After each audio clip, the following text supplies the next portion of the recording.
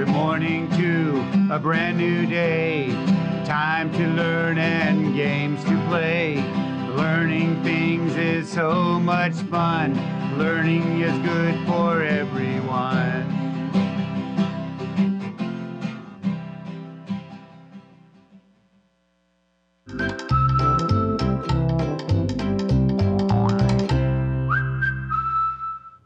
Hello, second grade. My name is Mrs. Vang, and I'm so excited to have you here with me so that we can become amazing readers and writers. Now remember, this week is going to look a little bit different from the previous week because we're really focused on becoming an amazing writer. So I have a story that I was reading and I want to share with you guys because all of our books this week have to do with our focused writing, which is writing a friendly letter. Now this is a book called Letters to Whitey, and this is a super cute book because it was written by a local author named Karen Adler, and it's illustrated by, I want to say it's Sitha Nim. And this is such a cute book because guess what? The setting of the story takes place right here in the Central Valley.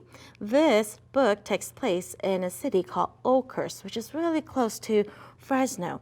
And it's a story of how Robin saved a cat named Whitey.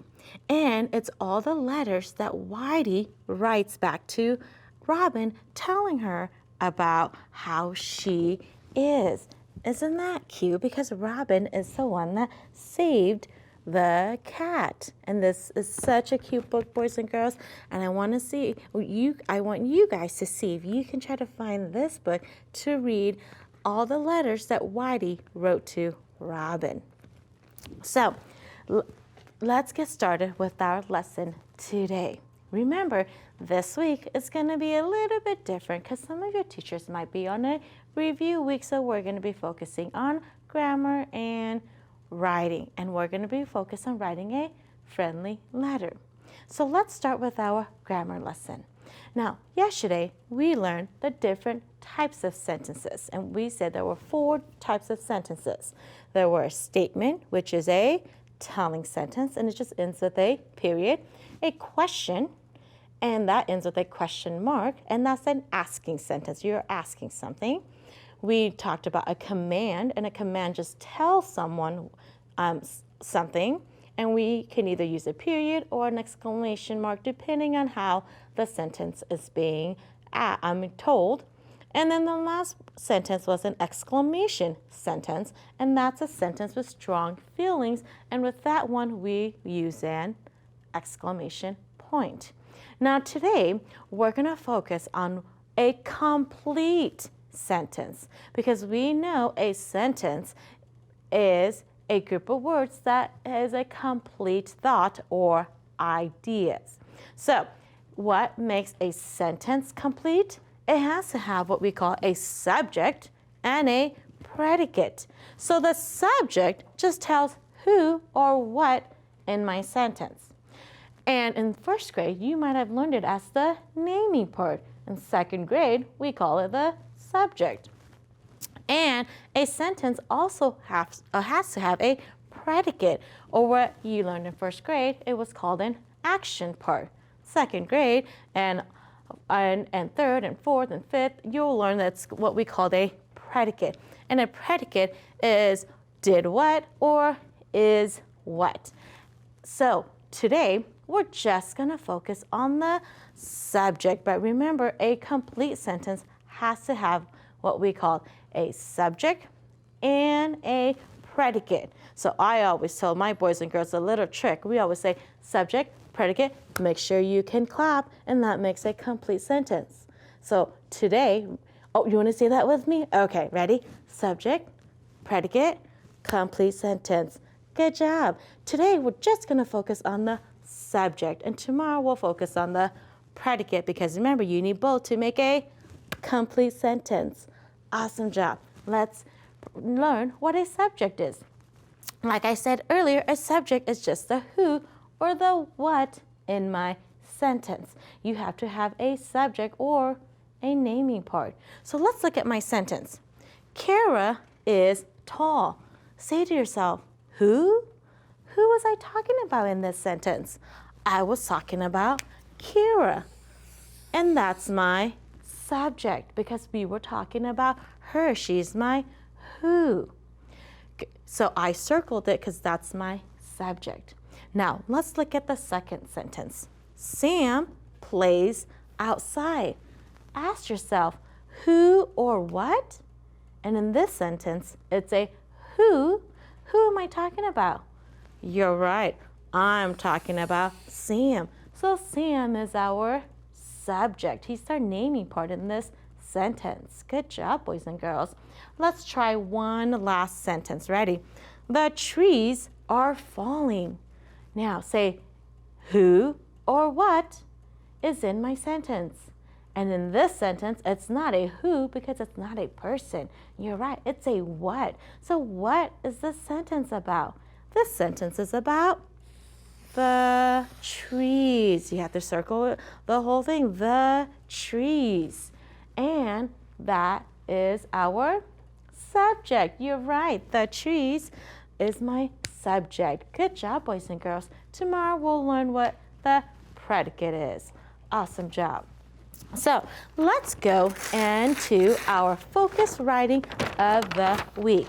Now remember, we are focused on writing a friendly letter. So what is the purpose of a friendly letter?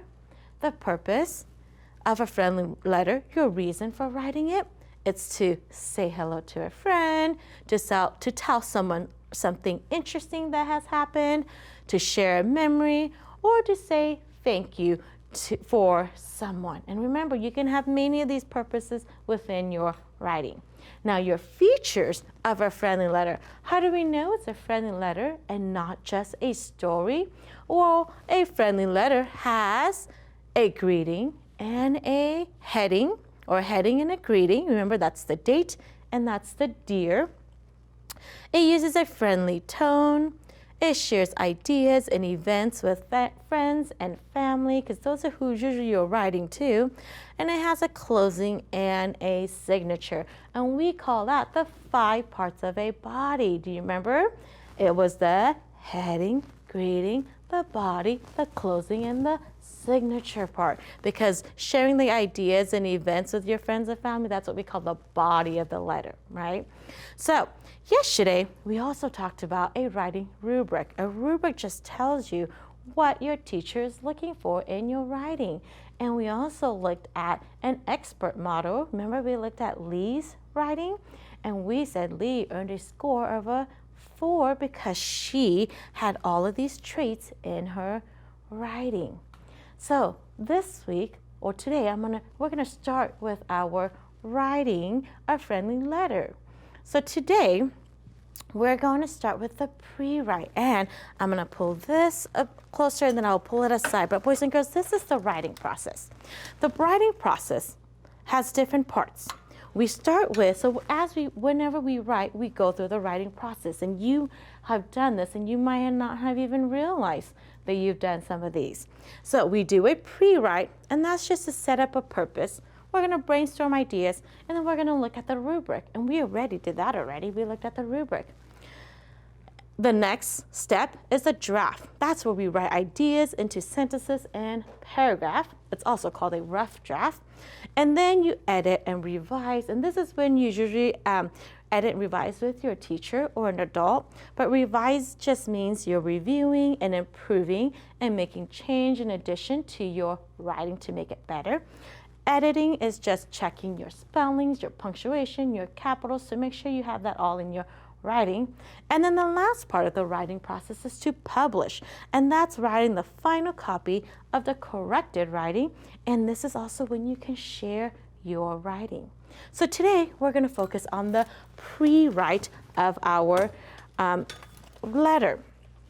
So I'm going to move this aside because pre-writing, we're going to set the purpose and we're going to brainstorm ideas. And actually what I'm going to do is I'm going to share what a student did. Okay, and if you're at home, I want you to do this along with us. So I'm going to brainstorm ideas into a graphic organizer, which is called a web. It's like a brainstorming web. That's what we call it. So in my web, I'm going to be writing a friendly letter. So I put that on the top so that can help me. Your A stands for your audience. Who are you writing to? Your purpose. Remember the purpose we talked about? Are you saying hello? Are you saying thank you? Are you sharing a memory? Are you telling someone something that happened? And then around it, we're going to put the events and ideas that we want to put into our writing. So I took a student's writing web, and I'm going to show you what Jesse did. So Jesse was thinking, and he's thinking of his audience, and he wanted to write a letter to his grandma. So we're going to put grandma right here because that's who he was writing to. Do you remember Lee was writing to her friend? But Jesse is going to write to his grandmother. And then the purpose. And Jesse said he wanted to write a thank you letter to his grandma. So now we have the audience and the purpose. And so Jesse was thinking, okay, so he wanted to write a thank you letter to his grandmother. So he wants to thank her for the game. So I'm going to put this right here. So, and boys and girls, and this is just a reason why we brainstorm, is to get all of our ideas that's in our head out onto paper so that we don't forget it later. So that's all we're doing right now, is we're just getting all of our ideas. So he said he wanted to thank her for the game, and then he wanted to talk about playing in the snow, because that's what they did when they went to go visit his grandmother. So that's another event. And then at the end, he wanted to talk about visiting grandma again. So here's our brainstorming web of Jesse's letter. We know who he's writing to. He's writing to grandma. We know the purpose of the letter. He was writing a thank you letter. And then these are the three different events or ideas that he wants to write about. He's going to thank her for the game. He's going to talk about playing in the snow. And then he's going to talk about visiting her again. Again, this is our pre-write, which is just getting all those ideas out on paper. And boys and girls, sometimes I can write more than 3 things on, and I might just use 3, which is okay. So boys and girls, tomorrow I'm going to show you what Jesse wrote, because after the pre-write is the draft, and the draft just means we're going to put all of our ideas. You see how these aren't sentences? I just quickly wrote some phrases so I don't forget them. So we're going to put these phrases now into paragraphs tomorrow. So make sure you come back and join us so that we can start our rough draft. Boys and girls, you guys are doing awesome. Remember, when things get too hard, what do we say? I can do it. I am smart. And I am awesome. Yes, you are, boys and girls, and Mrs. Zhang believes in you. So come back tomorrow and we will continue our writing. See you tomorrow. Bye-bye.